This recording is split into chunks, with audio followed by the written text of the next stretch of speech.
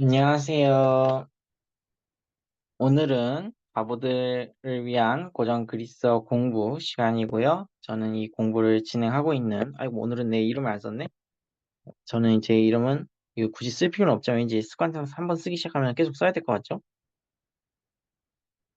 제 이름은 인하대 철학과 학부생 박기영입니다. 그래서 오늘은 뭘 할 거냐면, 우리가 이제 악센트 규칙을, 굉장히 일반적인 규칙을 배웠는데, 그 다음에 이제 제일 일반적인 규칙은 이제 거의 모든 단어에 통용되는 가능성 규칙 6가지 있고요. 그 하위 분류가 있을 수가 있죠. 그래도 꽤 많이 적용되는 규칙들. 그 중에 하나가 이제 획기적 악센트입니다. 그러니까 이거는 꽤 많은 단어들에 적용이 되는 거죠. 그거에 대해서 이제 얘기를 해보도록 하겠습니다. 일단 획기적 악센트가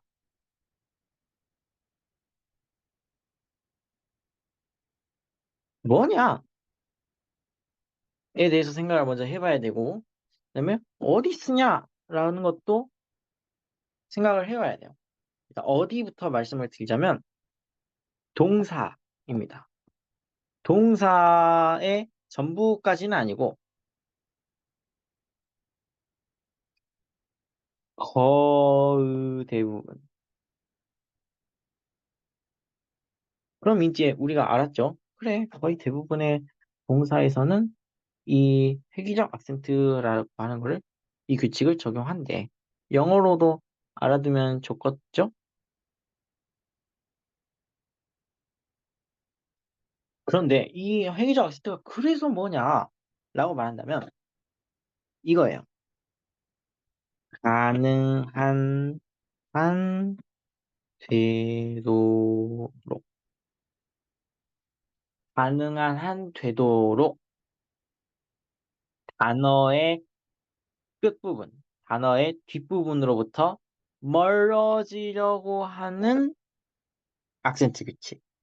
즉, 가능한 한 되도록 단어의 가장 마지막 음절, 즉, 울티마로부터 멀어지려고 하는 규칙. 그거를 예, 획기적 악센트 규칙이라고 합니다. 그런데 이제 당연한 소리지만 이 어디를 보면 알 수가 있겠죠. 지금 일반적인 악센트 규칙은 어디에 적용돼요? 거의 다에 적용된다고 했어요. 근데 이 회귀적 악센트 규칙이라는 거는 이 동사의 대부분이라고 하는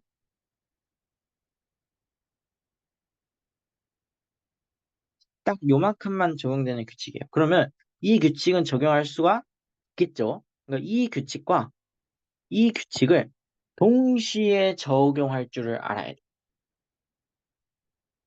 이게 어떻게 가능한지를 좀 이제 좀 예시를 들어가면서 보여주면은 금방 이해가 되실 겁니다. 아주 간단하게 말해서 최대한 앞으로 간다고 생각하시면 되거든요. 가능한 한 될수록. 근데 앞으로 못 갈 때가 있잖아요. 그럴 땐 이제 거기서 딱 멈춰서 악센트가 고정이 되는 거죠. 그 단어의 악센트. 일단은 이 경우를 한번 봅시다. 이게 우리가 뭔진 몰라요. 아직 안 배웠기 때문에. 아마 여러분은 이 단어가 뭔지 모를 겁니다. 알 수도 있겠죠. 이제 뭐 아는 분이 이걸 있을지 모르겠지만 있을 수도 있겠죠.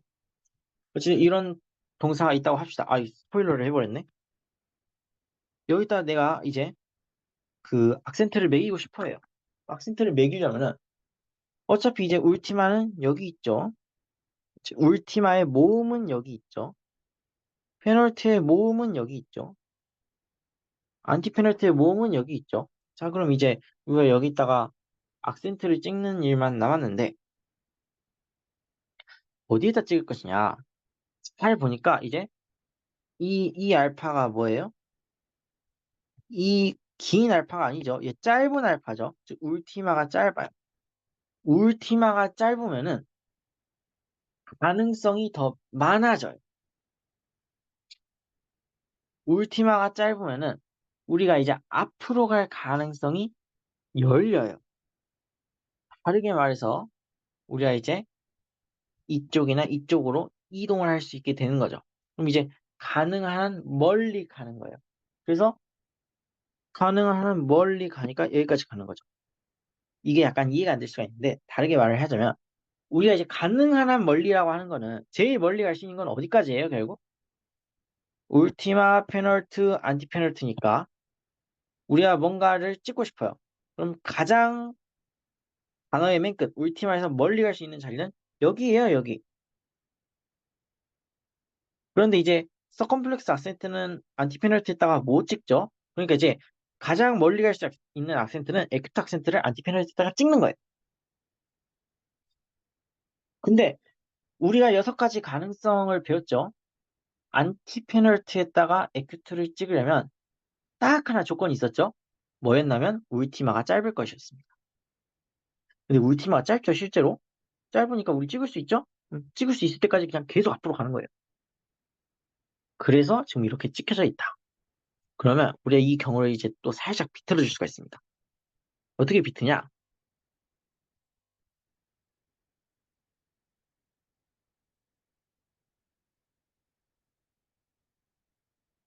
뭐 이런 단어가 있을 수가 있죠. 우리가 이걸 어떻게 하냐면 먼저 이 울티마를 체크를 쓱 해보면 좋겠죠. 근데 울티마를 이렇게 쓱 체크를 해보니까 길어요. 그러면은 기껏해야 페널티까지밖에 못 오겠죠. 그래서 이제 여기는 이제 절대 못 가고 안티 페널티로는 절대 못 가고 페널티에다가 울티 이렇게 이제 그 에큐트 악센트를 찍어야 할 상황이에요. 에큐트 악센트를 기본으로 생각을 하는 거예요. 근데 지금 딱 보니까 이제 이 페널트 길이가 어떻게 돼요? 길어요. 왜냐? 아우라는 복모음이니까. 이 울티마도 길어요. 왜? 오메가니까. 길다, 길다. 페널트가 길고, 그리고 플러스 알파 해가지고, 울티마도 긴데, 이 경우에 이제 페널티에다가 악센트를 붙여야만 하는 상황이라면, 이게 지금 허용이 되나요? 액트가? 아니면 서컴플렉스가 허용이 되나요? 보시면, 우리가 6가지 이제 악센트의 규칙 외모 중에 그런 게 있었죠. 안티페널드, 페널트, 울티마 중에서 나는 페널티에다가 큐트를 찍고 싶어 라고 생각을 했는데 이러려면 반드시 조건이 뭐였었냐? 반드시 페널티가 길고 울티마가 아이고 페널티가 길고 울티마가 짧으면 안 된다 였어요. 이제 보면 둘 다 길죠? 그러니까 이제 이거 충족하죠? 그러니까 이것도 조건 충족하죠? 되도록 멀리 온 거죠, 지금. 그래서 이 페, 아니, 에파우소라고 하는 그, 에파우소라고 하는 그, 이 동사의 대부분에 속하는 단어가 악센트가 이렇게 찍히는 거죠. 어우, 제가 지금 이거를 밤새서 찍고 있다 보니까 정신이 혼미해져서 점점 헛소리를 하기 시작합니다. 약간 주의해 주세요. 그런데 이런 경우도 있을 것 같아요. 지금 이 경우에는 음절이 딱 두 개 있어요. 하나는 이제 울팀하고 하나는 페널티죠. 근데 어쨌든 간에 울팀을 쓱 봤더니 얘는 어때요? 짧아요. 반음절이에요. 그리고 지금 쓱 페널티를 봤더니 얘는 또 긴 음절이네. 그리고 이렇게 딱 본 다음에 우리가 이제 울티마가 짧으니까 뒤로 쑥 갈 수도 있어요. 안티 페널티까지 쭉 갈 수 있단 말이에요. 근데 안티 페널티가 없어요. 그러니까 아무래도 이제 페널티에서 멈춰야겠죠. 이 악센트의 행진을. 근데 지금 딱 이렇게 악센트를 찍으려고 딱 보니까 장단이네. 장단인데 지금 페널티 딱 악센트를 아무래도 찍어야겠다라는 그 느낌이 들었으면 무조건 뭐로 바뀐다? 서컴플렉스 악센트로 바뀐다라고 우리가 이미 배웠어요. 일반적인 규칙에서. 그래서 하우, 소, 하우, 손 이렇게 돼요. 이런 식으로 해가지고 이제 서컴플렉스 악센트도 찍힐 수가 있는 거예요. 그리고 이제 또 어떤 식으로 바꿀 수도 있냐면 이런 경우도 생기겠죠. 이것도 이제 동사의 수많은 변형 중에 하나인데 우리가 여기다가 악센트를 찍고 싶은 상황이에요. 딱 보니까 울티마 있고 페널티 있어요. 근데 울티마를 쓱 보니까 울티마가 길어요. 그러면은 일단 생각할 수 있는 게 페널트에 서컴플렉스 악센트 올 수 있어요? 절대 못 와요. 그리브 악센트는 원래 못 왔죠. 그럼 이제 하나밖에 안 남았네. 무조건 페널트에 에큐트 악센트가 붙어야겠죠. 거기까지 이제 좋았어요. 그래서 붙여요. 그러면 이제 나머지 모든 조건을 만족하나요? 만족하네요. 그럼 이게 끝이겠죠.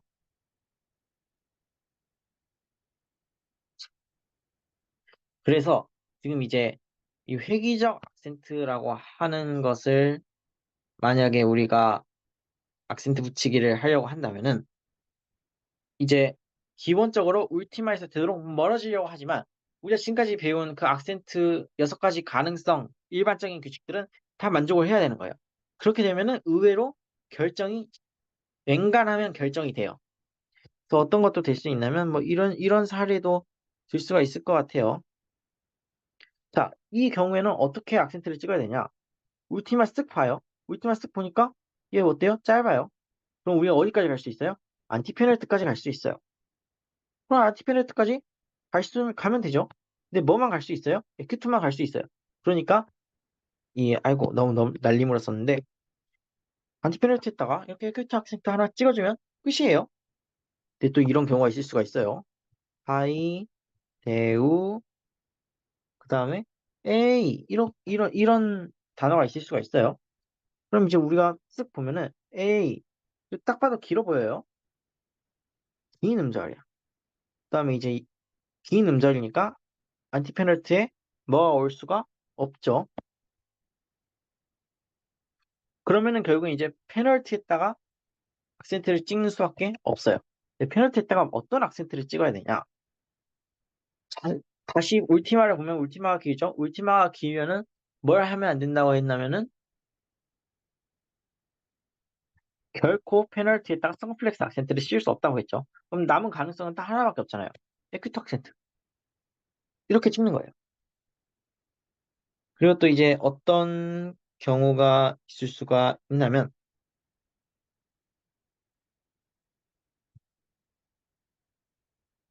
이런 경우가 있을 수가 있죠.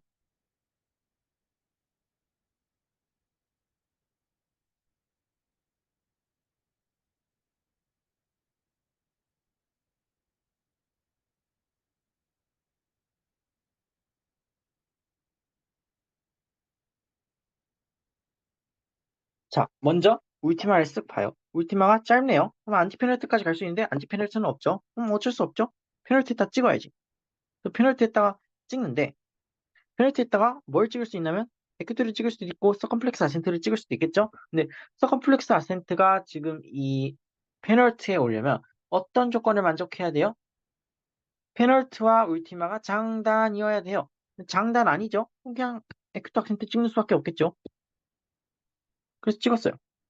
좋아. 이제 그 다음에 이걸 보니까 아 울티마 또 짧아요. 울티마가 짧으니까 안티페널트까지 갈 수 있는데 안티페널트는 아무것도 없으니까 어쩔 수 없어요. 페널트까지 가야 돼. 이건 한계야 한계. 근데 페널트에다가 딱 악센트를 찍으려고 둘 중에 뭐를 찍지 하고 딱 비교를 해보니까 페널트가 길어요. 그 다음에 울티마가 짧아요. 장단이고 여기다가 악센트를 찍을 수밖에 없으니까 뭐밖에 안 남아요? 오직 서컴플렉스 악센트밖에 안 남아요.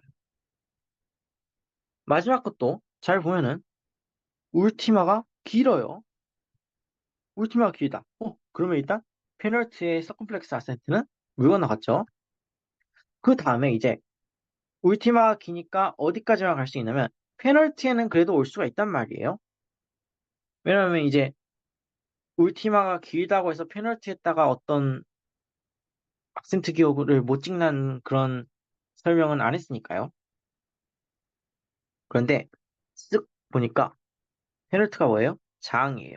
지금 장모음이랑 이제 그 정확히는 장모음 아니고 장음절이죠. 복모음인 장음절이랑 그 다음에 이제 울티마에도 이제 장음절이 있죠. 장이니까 얘는 뭐 이렇게 또 찍는 수밖에 없어요. 이렇게 쓱 보고 나면은 의외로 악센트 찍는 게 그렇게 어렵지가 않습니다. 그래서 여러분도 이 연습을요, 한 번 해보는 게 아니고요. 계속 해보면은 이 연습 문제 같은 걸 계속 풀어보면은 그냥 나중에는 기계가 되거든요. 기계가 돼서 쓱 보고 찍어요. 그럼 다 맞아요. 근데 이게 연습 문제를 안 풀어서 약간 어색할 수가 있다. 근데 연습 문제는 지금 안 풀 거예요. 왜냐하면은 여러분이 연습 문제를 풀기 시작하면은 연습 문제 이거 예를 들어 지금 제가 일단 설명의 뼈대로 쓰고 있는 책은 연습 문제를 제가 쓱 보니까 연습 문제가 한 몇백 개 되는 거 같네요. 이 몇백 개나 되는 지금 연습 문제를 풀려고 하면은 의욕이 확 떨어지죠. 그러니까 이제 노력이 좀 필요한단 말이야. 그래서 이 노력을 필요로 하는 건 참 좋지만 지금 우리가 노력을 쓰기에는 아직 열정의 열정 페이가 좀 부족하다. 아, 열정 페이가 아니고 열정의 양이 좀 부족하다. 그래서 일단은 그냥 들으세요. 아, 이게 좀 쉬울 수가 있겠구나라는 그 느낌만 좀 가져가 주시면 좋을 것 같아요. 아, 이제 내가 도전하면 할 수 있겠는데? 이런 생각만 쓱 해주시면 괜찮을 것 같습니다. 그리고 나서 우리가 이걸 유형화할 수 있다는 것을 깨달을 수가 있어요. 어떻게 유형화를 하냐? 이 세상에 있는 모든 그 단어는 두 개로 나눌 수가 있어요. 음절이, 음절이 세 개 이상인 애들이 있겠죠. 단어인데, 울티마, 페널트, 안티 페널트, 그리고 뭔가 더 있을 수도 있고, 없을 수도 있고. 어쨌든, 세 개의 음절이 세 개 이상인 애들이 있을 수가 있고요. 음절이 딱 두 개인 애들이 있을 수가 있어요, 또. 그렇죠? 근데, 음절이 두 개인 애들을 보기 전에 앞서서, 음절이 세 개 이상인 애들을 먼저 보도록 합시다. 이것도 이제 유형화를 또 할 수가 있어요. 어떻게 유형화를 할 수 있냐? 울티마가 짧을 수가 있죠. 울티마가 길 수도 있죠. 만약에 울티마 짧으면 어떤 일이 벌어질까 생각해보세요. 울티마가 짧으면은 안티페널트까지 허용이 되죠. 그러면 솔직히 이 중간에 있는 애들 상관있어요? 없어요. 그냥 앞으로 쭉 가는 거야. 그래서 안티페널트 했다가 에큐트를 찍고 끝나겠지. 근데 울티마가 길어요. 그러면 이제부터는 페널티 했다가 에큐트를 찍어야겠구나 라는 생각이 들 거예요. 왜냐하면 안티 페널티까지 못 가니까. 페널티 했다가 에큐트를 찍고 끝내야겠다. 그래서 다시 말해서 세 개의 음절 이상인 단어인데 울티마가 짧아요. 울티마가 짧으면 안티 페널티 딱 그냥 에큐트 찍는 거야. 근데 울티마가 길어요. 그럼 페널티 했다가 에큐트 찍는 거예요. 이 경우의 수밖에 안 나와요. 경우의 수가 이거밖에 나올 수가 없어요. 이제 여러분이 혼자서 일반적인 악센트의 그 여섯 가지 가능성이랑 이 획기적 악센트의 규칙이랑 조합을 해보세요. 그럼 이거밖에 안 나올 거거든요. 그렇습니다. 이제 남은 건 이제 두 개의 음절을 가지고 있는 단어도 있죠. 두 개의 음절을 가지고 있는 단어들은 뭘 기준으로 또 나누냐? 페널티를 기준으로 나눠보세요. 페널티가 짧을 수도 있고 페널티가 길 수도 있죠. 생각을 해보세요. 솔직히 울티마가 길든 짧든 어디까지는 올 수가 있어요? 울티마가 길든 짧든 페널티에는 올 수가 있겠죠. 페널티가 존재한다면 페널티에는 무조건 올 수가 있겠죠. 근데 페널티도 짧아요. 그러면 페널티에 어떤 악센트가 올 수밖에 없어요? 에큐트 악센트가 올 수밖에 없어요. 왜? 페널트에 서컴플렉스 악센트가 오려면 페널트가 길고 울티마가 짧아야 되는데 그건 아니잖아요. 지금 그러니까 에큐트 악센트밖에 올 수가 없어요. 근데 이제 페널트가 긴 경우가 있죠. 그럼 이제 또 가능성이 또 나눠지는 거예요. 페널트가 긴데 울티마가 짧을 수가 있고 울티마가 길 수도 있어요. 페널트가 긴데 울티마가 짧으면 무조건 뭐예요? 울티마가 짧으니까 앞으로 쭉 갈 수가 있어요. 근데 지금 앞에 지금 페널티까지밖에 갈 수가 없어요. 그러니까 페널티 했다가 악센트를 찍어야 되는 상황이야. 그렇죠? 근데 장 다니고 페널티 했다가 악센트를 찍어야 되는 상황이야. 그 소리는 뭐야? 그냥 페널티 했다가 서컴플렉스 악센트 씌워주면 끝이겠죠? 그런데 이게 지금 울티마도 길어요. 페널티도 긴데 울티마도 길어. 그럼 어떻게 돼요? 그냥 페널티 했다가 에큐트 악센트 찍는 거예요. 그러니까 이게 지금 경우의 수가 이게 다겠죠? 근데 이걸 억지로 외우려고 하지 마세요.